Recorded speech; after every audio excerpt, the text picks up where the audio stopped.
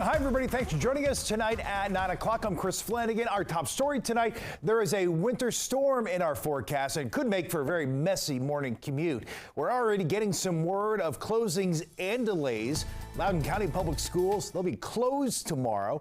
Fairfax County Schools and Fauquier County Schools, they are both on 2-hour delays. All right, Chief Meteorologist Janessa Webb here, calling tomorrow a DMV First Warn Day. Janessa, a lot of kiddos pretty happy with a snow day tomorrow. Yeah, they're excited for this storm system that's going to be west of D.C.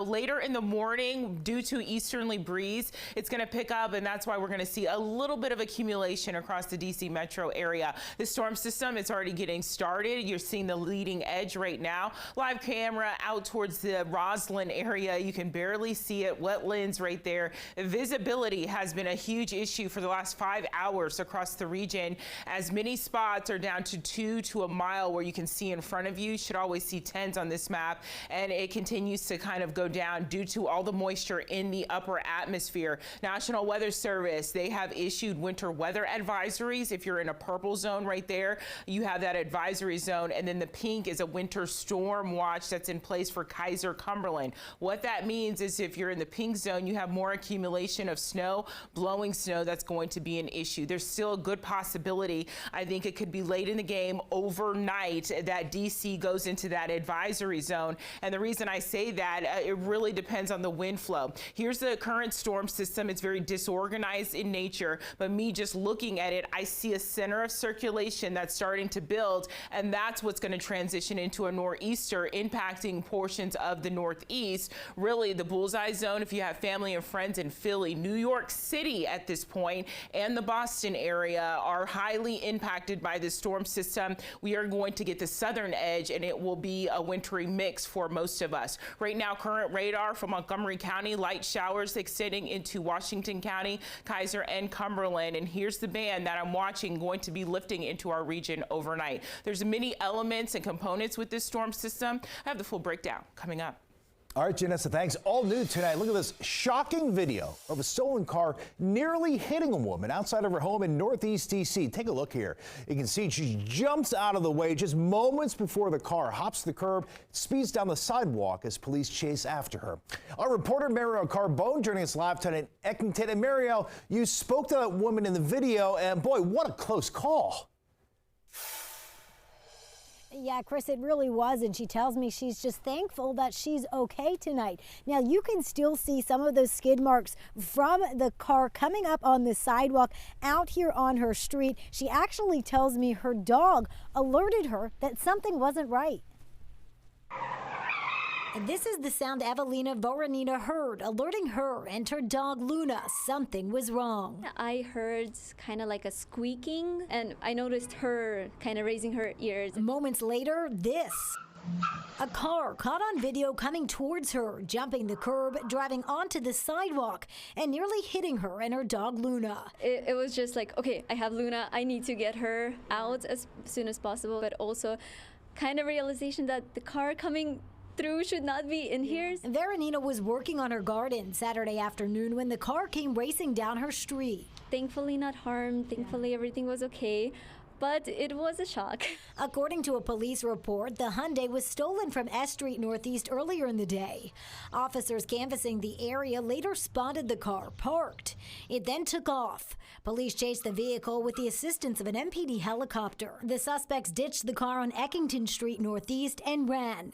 The car is one of at least 500 stolen so far this year. Nobody just wakes up and says, oh, okay, let me rob today or let me steal a car. Veronina doesn't believe the driver saw her on the sidewalk, but she's still shaken up. So I don't think the person had the maybe ill intention of doing something, but it's not something fun to go through. And we do know police have arrested at least one person, a 19-year-old Maryland woman, for that stolen vehicle. But there are other suspects in this case. At least 2 other were seen running from the vehicle when they ditched it. Chris, police are still investigating and searching for those suspects. Reporting live in Eckington tonight, I'm Marielle Carbone, DC News Now. Oh, she is lucky indeed. Marielle, thank you. Well, developing right now, one person is dead, 5 others injured after a shooting at a subway station in the Bronx. The person killed, we're told, was a man in his 30s. The other victims' ages range from 14 to 71 years old.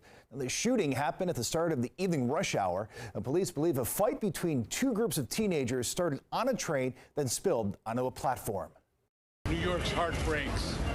New York's heart breaks when people are headed home and kids who are coming home from school to do their homework are subjected to random acts of violence like what occurred here late this afternoon. And as of right now, the shooter or shooters are still on the run. Well, the 2 men accused in the deadly shooting of a 2-year-old boy in Prince George's County will stay behind bars. Police say an AK-47 was used in last week's shootout between 2 groups of men. 2-year-old Jeremy Pucaceres and his mother Rosa were walking that night and got caught in the crossfire. Jeremy died. His mother survived. Family members were emotional in court today, asking both men stay behind bars. Johnny Turcios and Israel Fuentes Jr. are being held without bond. 2-year-old was killed here on the streets in Prince George's County. A very innocent baby. His mother injured. It's unspeakable. Well, critical in this case, witnesses telling police they saw both men in an argument over drug distribution territory, and they say they saw them both pull out guns and shoot at another group of men. Well, the monumental move that would bring the Washington Wizards and the Capitals to Alexandria, Virginia, hitting a snag tonight. One Virginia senator says the bill is dead, at least as far as she's concerned. Our Haley Mylon is outside the team's current home, Capital One Arena in D.C., with the latest. Talk about conflicting opinions. Earlier today, Monumental Sports and Entertainment spokeswoman Monica Dixon said that the move of the teams across the river to Potomac Yard is all but a certainty. But hours before that, State Senator Louise Lucas said that the bill that all of this hinges on is dead. As far as I'm concerned, it is. Deal dead? State Senator Louise Lucas and the Finance Committee tabling the Stadium Authority bill indefinitely after Governor Glenn Youngkin made disparaging comments about Democrats in a speech over the weekend. I never got a chance to sit it. Lucas and State Senator Scott Surville ripping the bill apart this morning, saying it was rushed through the major economic investment process with the outgoing members in December, leaving out the lawmakers who'd need to pass the bill this session. Our understanding is that this kind of financing has never been used for a project, for an economic development project like this before. Charging it could be a bad financial deal for Virginians. Our only plan is to pursue this incredible project. Hours later, Monumental spokeswoman Monica Dixon saying she's encouraged by the bill passing in the House Appropriations Committee. And despite Lucas's stern words, We're eager to talk with her. she's confident it'll pass the Senate.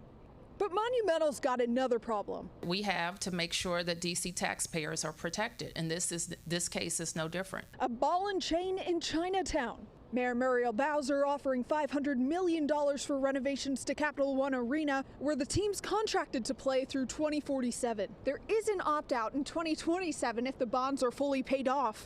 The bonds are paid by event goers through surcharges at the arena. But it's unclear whether Monumental could get out of the lease by paying a lump sum. Bowser not outright threatening litigation, suggesting the teams are stuck. I have no intention of paying off the bonds early. If the House version of the bill does pass, it would cross over to the Senate for consideration. We'll follow all developments out of Richmond. From Chinatown, Haley Mylon, DC News Now. All right, staying in the district, a new space aimed at curbing crime is opening right there in Chinatown. D.C. leaders calling a safe commercial corridor hub. Our Daniel Hamburg joins us live tonight on H Street. And Daniel, crime has really been a major issue in that area, including just last night. Well, Chris, around 6:30 last night, a special police officer shot a robber inside after he disarmed another guard here at this Walgreens, the corner of 7th and H Street. Now, he is being charged with 7 different robberies, all at this same Walgreens. The idea of this hub right next door is partly to increase police presence in the area. People who live and work in Chinatown say they've been dealing with crime, homelessness, and drug use for a long time. We need change, because right now it's just bad and out of control. Police Chief Pamela Smith says the new Safe Commercial Corridor hub will allow officers to do administrative work here instead of going to the main station. When something happens in this area, we have a quicker response time, that we're not too far away, either to our main station or another substation, but the officers are right here, boots on the ground. For those who work here, it's a welcome change. It's good for people to feel like a more secure, and for like the security for tourism, for people that work here. I think it's a great idea. The hub also will house services from the Departments of Human Services and Behavioral Health to try to connect people to treatment and support. Some are skeptical after seeing a steady decline. I believe it when I see it. When I see them implement the program and citizenry can see some change occurring. Business owners hope it can help revitalize the area. I just hope that whatever you guys are doing will help, and this way get more tourists back in town, and it seems just too quiet.